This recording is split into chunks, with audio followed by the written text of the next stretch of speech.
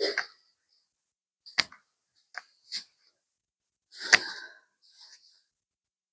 Hello दोस्तों, आज हम लोग चल रहे हैं अपने सेट नंबर एक आप लोग का जो था उसको आज हल करेंगे। तो चलते हैं सेट में वन में।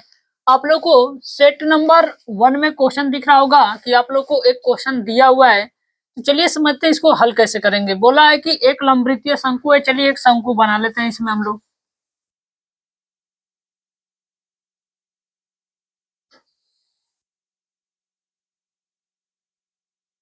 आप लोगों ने जोकर का टोपी देखा होगा, तो याद रखिएगा वो जो होता है वो शंकु के आकार का होता है। तो चलिए ये हो गया शंकु। बोला है कि ऊंचाई आप लोग का, यानी इसमें एच का मान याद रखिएगा। दिया शंकु की ऊंचाई सबसे पहले दिया, तो पहला वाला शंकु की ऊंचाई हो जाएगी, यानी एच का मान जो दे रखा है वो 48 सेंटीमीटर दिया हुआ है। इसके बाद बोला है कि आधार का व्यास दिया है, यानी कि व्यास का मतलब होता है कि डी का मान दे रहा है आप लोगों को 28 सेंटीमीटर। तो इसमें आप लोग याद रखिएगा, अगर आप लोगों को डी का मान दिया रहेगा तो आप लोगों को कहीं भी फार्मूले में डी का मान की जरूरत नहीं होती है, हमको जरूरत होती है आर का। तो याद रखिएगा आर बराबर होता है आप लोग का डी बटा में 2 होता है, यानी ये हो जाएगा 28 बटा के 2 भाग देंगे तो ये 14 सेंटीमीटर हो जाएगा आप लोग का। 14 सेंटीमीटर पूछ रहा है कि शंकु का आयतन। चलिए शंकु का आयतन का फार्मूला रख देते हैं यहाँ। शंकु का आयतन,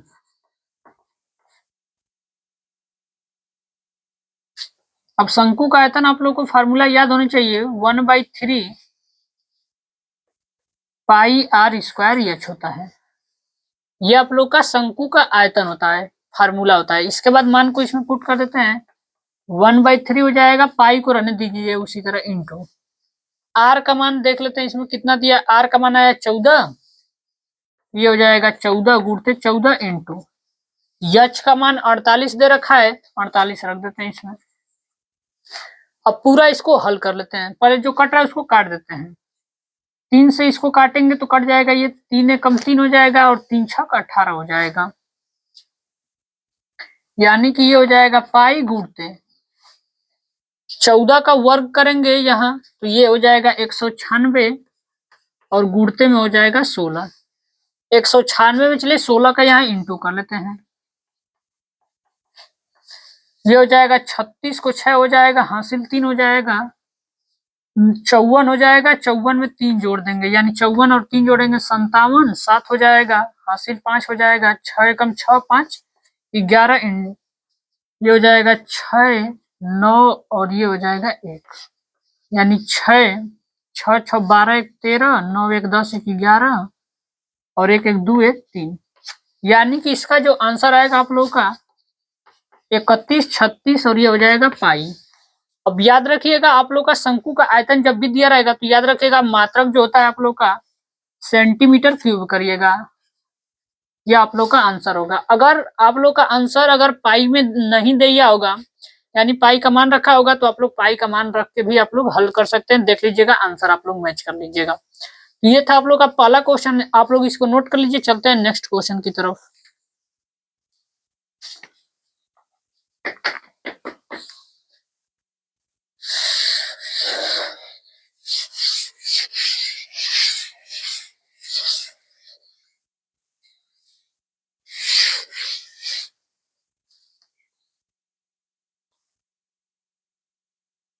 अगला जो सवाल है ख नंबर आप लोगों का, याद रखिएगा ये पहला क्वेश्चन का सब कुछ है। ख नंबर में दिया है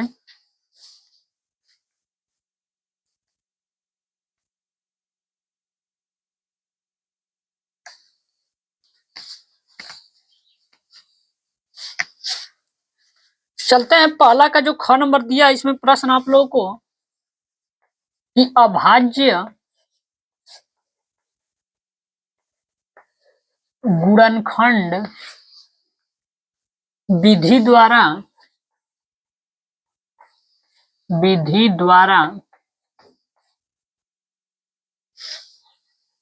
96 और 404 का HCF ही ज्ञात कीजिए।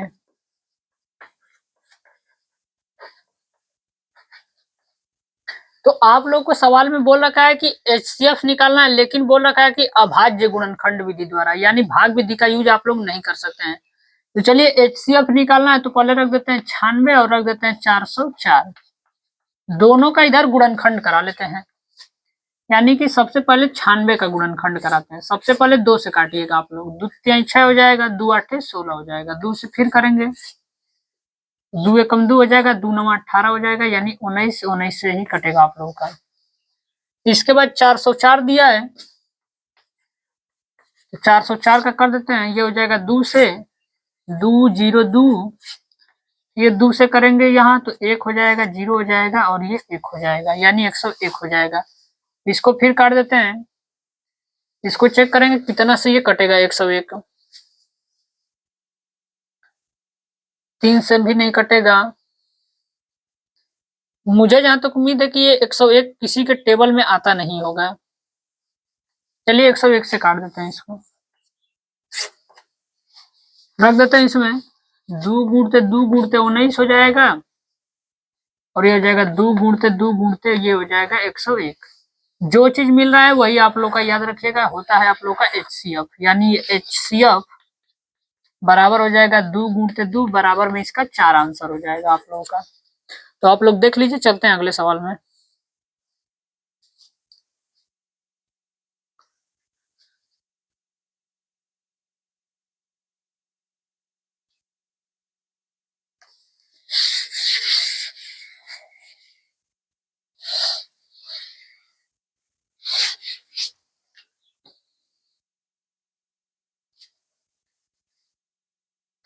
पहले में ग नंबर सवाल दिया है आप लोगों को कि बिंदुओं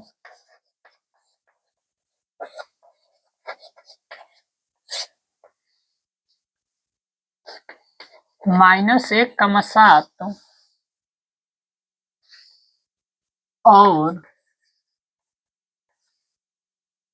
4, -3 को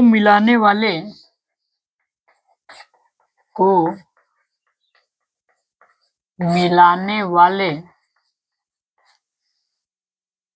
रेखाखंड को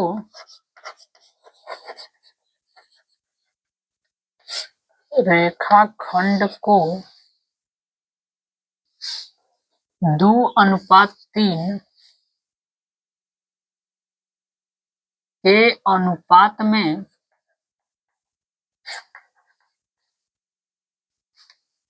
विभाजित करने वाले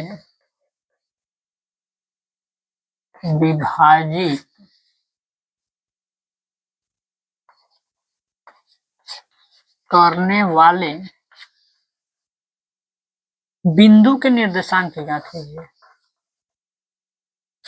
बिंदु के निर्देशांक ज्ञात कीजिए। चलिए आप लोग का ये क्वेश्चन आप लोग को पूरा दिख रहा होगा। चलिए इस क्वेश्चन में देख लेते हैं दिया क्या है। बोल रखा है कि एक बिंदु आप लोग को एक दिया है और एक ये बिंदु दिया है। 2 बिंदु आप लोग को दिया है और उसका अनुपात दिया है, तो पूछ रहा है कि निर्देशांक निकालने के लिए। तो चलिए 2 बिंदु दिया है तो इस पे एक लाइन बना लेंगे ऐसे करके। दोनों बिंदु, पहला बिंदु मान लेता हूँ ए और एक बिंदु का निर्देशांक मान लीजिए 1,7 हो जाएगा आप लोग का। इसको मान लेते हैं कि बिंदु जो होगा आप लोग का बी हो जाएगा और ये हो जाएगा 4, -3। इसके बाद बोल रहा है कि M1 ये 2:3 में अनुपात में विभाजित कर रहा है, यानी निर्देशांक पूछ रहा है, यानी बीच का आप लोग का पूछ रहा है कि यहाँ जो बिंदु होगा उसका निर्देशांक कितना होगा। मान लेते हैं अपने मन से कि P बिंदु होगा, इसी का आप लोग को निर्देशांक बताना है कि कितना होगा। आप लोग को अनुपात दे रखा है कि ये 2 है और ये 3 दिया है। तो चलिए निर्देशांक का फार्मूला लगा देते हैं। बिंदु P के निर्देशांक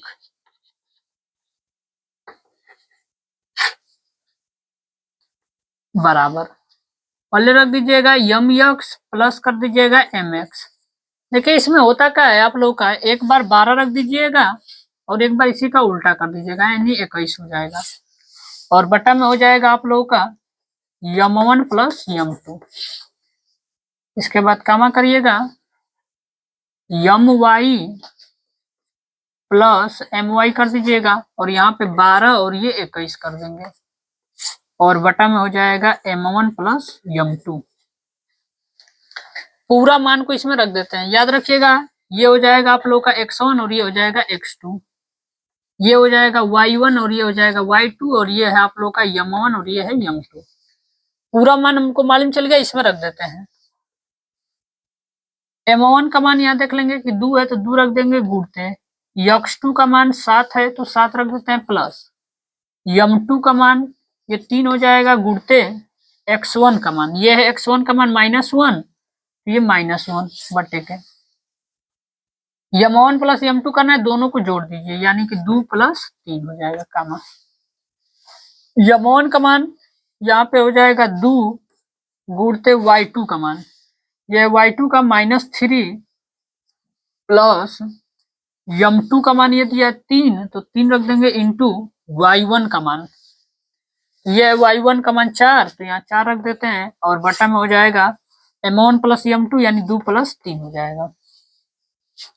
इसको हल कर लेते हैं। 7 दूना के 14 हो जाएगा, 14 में से 3 एक बार माइनस कर दीजिए यानी कि ये हो जाएगा 11 बटा के 5 हो जाएगा कामा। इसको हल कर लेते हैं। 3 दूना के 6 माइनस का 6 होगा और ये 4 तिहाई 12 यानी 12 में से जब 6 को घटाएंगे तो ये 6 आएगा और बटा में हो जाएगा 5।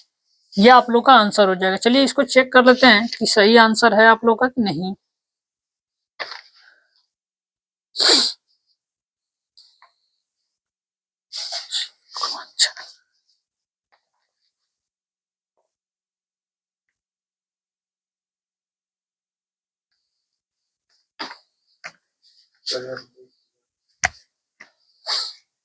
तो आइए दोस्तों इसमें समझ लेते हैं। ये आंसर आप लोग का मैच नहीं कर रहा होगा, इसलिए मैच नहीं कर रहा होगा कि यहाँ पे मिस्टेक हो चुका है, इसलिए आप लोग का आंसर जो है वो मैच नहीं कर रहा है। तो चलिए इसको बना लेते हैं।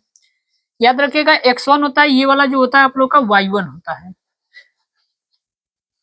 और ये आप लोग का हो जाएगा यहाँ x2 और ये हो जाएगा आप लोग का y2। चलिए मान को जल्दी से बदल लेते हैं और सही कर लेते हैं इसको। फार्मूला में m1 था, m1 का मान 2 हो जाएगा, x2 का मान रखना है यानी कि यहाँ पे 4 हो जाएगा आप लोग का। इसके बाद m2 का मान, m2 का मान 3 है, 3 रख देंगे। x1 का मान रखना है यानी x1 का मान -1, ये सही है आप लोग का। यहाँ मिला लेते हैं m1, m1 का मान तो वही रहेगा 2 आप लोग का इंटू y2 का मान 3 रहेगा तो यहाँ 3 सही है। इसके बाद प्लस m2 यानी m2 का मान 3 हो जाएगा, y1 का मान यहाँ से रख देंगे 7 हो जाएगा आप लोगों का। अब हल कर लेते हैं। 4 दूना के 8 हो जाएगा और 8 में से आप लोगों को घटाना कितना है आप लोग को 3 यानी कि ये 5 आएगा आप लोग का यहाँ, यानी ये 5 बटा के 5 हो जाएगा। इसको कर लेते हैं। 3 दूना के 6 हो जाएगा और ये हो जाएगा आप लोग का 21 यानी कि घटाएंगे यहाँ तो 15 होगा आप लोगों का। इसको हल कर लेते हैं तो ये 1,3 आएगा, ये आप लोग का आंसर राइट होगा। तो आप लोग इसको देख लीजिएगा अच्छे से, मिस्टेक होने की वजह से आप लोग का आंसर जो था वो मैच नहीं किया होगा। तो चलते हैं अगले सवाल में। इसको नोट डाउन एक बार पुनः कर लीजिएगा और इस क्वेश्चन को आप लोग एक बार पुनः रिपीट करके देख लीजिएगा तो आप लोग को और अच्छे से समझ में आएगा। चलते हैं नेक्स्ट क्वेश्चन में।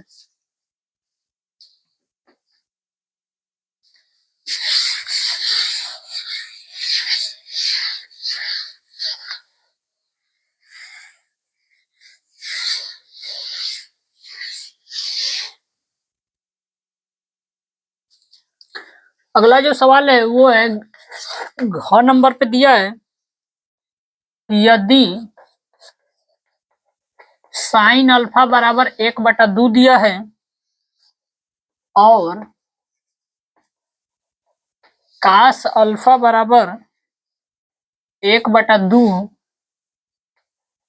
हो तो अल्फा प्लस बीटा का मान ज्ञात कीजिए।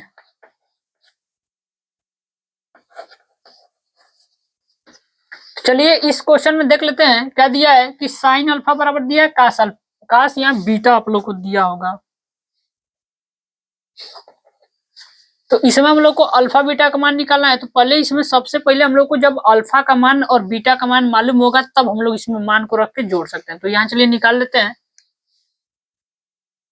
ये दिया है साइन अल्फा बराबर 1/2 दिया है। तो ये साइन में दिया तो इसको सोचिए साइन में कितने डिग्री पे होता है। ये साइन अल्फा बराबर ये होता है आप लोगों का साइन 30 अंश का मान होता है आप लोगों का, यानी अल्फा बराबर ये हो जाएगा 30 डिग्री।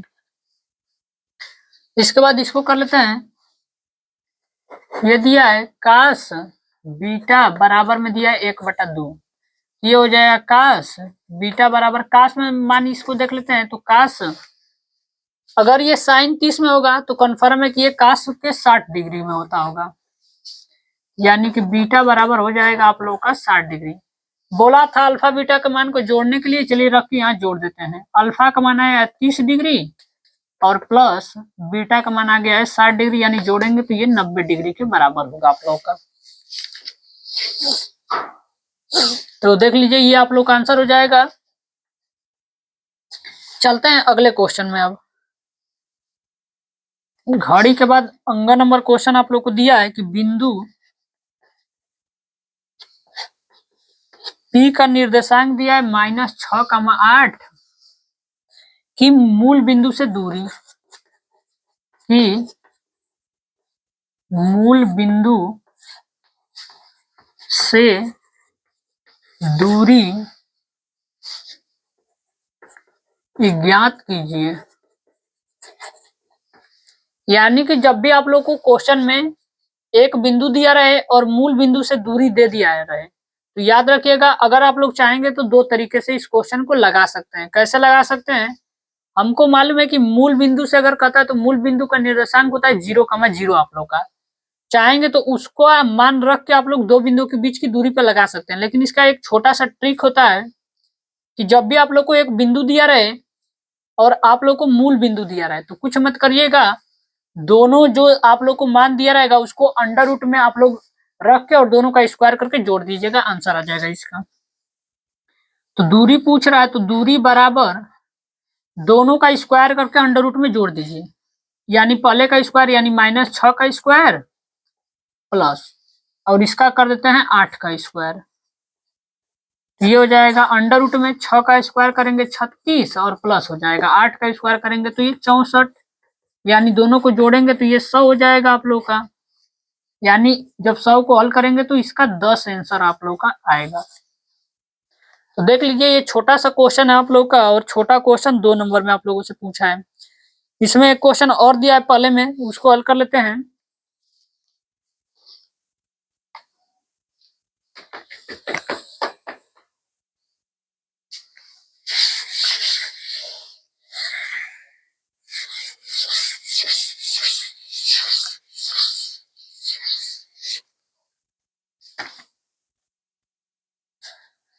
तो चलते हैं पहला का जो आप लोग का लास्ट सवाल है आप लोग का 6 नंबर पे।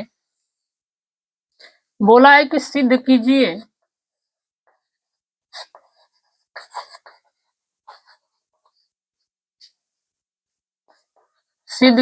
कि सिद्ध करना है आप लोगों को कि काट ए माइनस कास ए बटा के काट ए प्लस कास ए बराबर होता है आप लोगों का कोसेक ए -1 और बटा में होता है आप लोगों का कोसेक ए +1। इसके हम लोग को क्या करना है? बराबर करना है। तो चलिए एक पक्ष को ले लेते हैं। अगर एक पक्ष को लेने से अगर आप लोग का आंसर अगर आ जाता है तो वही आप लोग का आंसर हो जाएगा। अगर नहीं आता है तो दूसरे वाले साइड को फिर लेंगे। तो चलिए इस साइड से ले लेते हैं, यानी LHS वाले से। LHS में दिया का है आप लोग को, दिया है काट ए माइनस कास ए और बटा के दिया है ये काट ए प्लस में दिया है कास ए। काट ए बराबर आप लोग फार्मूला जानते हैं, कितना होता है आप लोगों का? तो ये होता है कास ए और बटा में होता है साइन ए और ये हो जाएगा माइनस का कास ए। बटा में कर देंगे, फिर काट का फिर फार्मूला रख देते हैं ये हो जाएगा कास ए और बटा में हो जाएगा साइन ए प्लस हो जाएगा ये कास ए। अब इसका क्या करते हैं कि एलसीएम ले लेते हैं इसका। तो चलिए एलसीएम लेंगे, या तो इसमें एक काम और हम लोग कर सकते हैं, ये कर सकते हैं इसमें कि काश इसमें भी आप लोग का दिख रहा है, काश इसमें भी दिख रहा है, इसके बटा में कुछ नहीं तो एक है, इसके बटा में कुछ नहीं तो एक है, इसमें भी काश दिख रहा है, इसमें भी काश, तो काश को कॉमन कर लेते हैं यहाँ से। तो काश से अगर इसमें से कॉमन हो जाएगा तो ये काश आप लोग का हट जाएगा, यानी एक बटा के ये हो जाएगा साइन ए और ये हो जाएगा माइनस, और ये काश से काश कट जाएगा तो ये एक हो जाएगा। फिर बटा में यहाँ भी काश आप लोग का कॉमन है तो ये हो जाएगा काश ए आप लोग का कॉमन, ये बचेगा 1 बटा में साइन ए और प्लस का हो जाएगा एक। काश से काश ये आप लोग का कट जाएगा, 1 बटा में साइन, याद रखिएगा ये कोसेक होता है आप लोग का, यानी कि हो जाएगा कोसेक ए -1 और बटा में 1 बटा में साइन कोसेक ए और ये हो जाएगा +1, जो कि आप लोग का RHS के ये बराबर हो जाएगा। तो देख सकते हैं कि 2 नंबर का क्वेश्चन है तो ज्यादा लंग आप लोग को देगा नहीं, छोटा सा क्वेश्चन था। तो देख लीजिए